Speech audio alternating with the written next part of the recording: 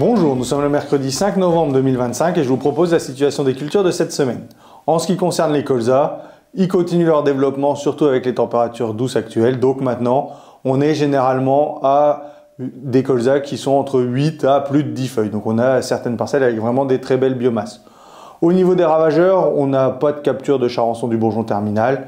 Ça sera à surveiller là cette semaine avec des conditions plus douces. Et on commence à voir des larves d'altise. Donc pour définir si on fait un traitement ou pas, il y a deux solutions. Soit une observation directement sur les plantes en coupant le limbe des feuilles. Et donc là, le seuil d'intervention est de 70% de pieds porteurs de larves d'altise. Mais la méthode la plus sûre pour évaluer le risque altise, c'est de réaliser une berlèse. Donc je vous rappelle la méthodologie. C'est de prélever 20 plantes de colza dans une parcelle, de les faire sécher au-dessus d'une cuvette avec de l'eau et de compter les larves au bout d'une dizaine de jours. Et donc c'est avec cette berlèse qu'on va déclencher ou non les traitements. Donc là, au niveau des seuils, on va prendre également en compte le stade du colza et surtout son développement. Donc si on a plus de 5 larves de capturer, là on va déclencher un traitement.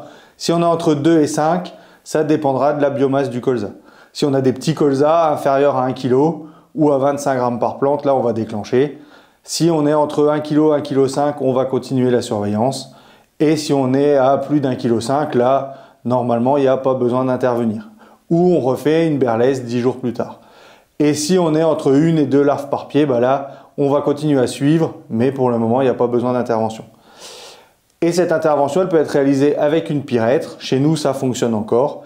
Mais attention, si vous utilisez du Minectogold, là, vous êtes obligé de faire une berlèse pour justifier du déclenchement avec ce produit. En ce qui concerne les céréales, donc là, on va du stade semis à débutalage pour les orges diverses mai-fin septembre.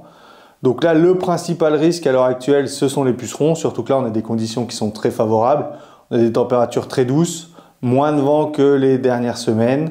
Donc là, il faudra être vigilant, surveiller et intervenir dès qu'on atteint le seuil. Donc présence pendant 10 jours ou 10% de pieds porteurs.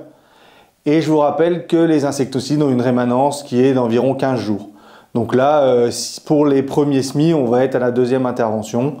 Et après, ça va être en fonction du positionnement du premier insecticide où on va redéclencher 15 jours après. Et pour les semis qui sont en cours de levée, dès une feuille, on surveille les pucerons et s'il y en a, on intervient. On a également des fortes levées de vulpa, on en observe, donc là il ne faut pas réduire la cadence sur le désherbage. En ce qui concerne les semis de protéagineux d'automne et d'orge de printemps semés à l'automne, il faut être encore un peu patient, même si là on a des conditions qui sont favorables, ça donne envie, mais on sait que si on sème trop tôt, notamment en pois d'hiver, on risque d'avoir des fortes biomasses et donc un risque de gel plus important et surtout un risque de maladie très important, comme on l'a eu en 2024. Donc il vaut mieux attendre encore au moins une petite semaine avant de semer, surtout qu'au vu des conditions climatiques annoncées, là à 8-10 jours, il n'y a pas forcément beaucoup de pluie. Donc il vaut mieux attendre encore un peu pour assurer et limiter le risque maladie.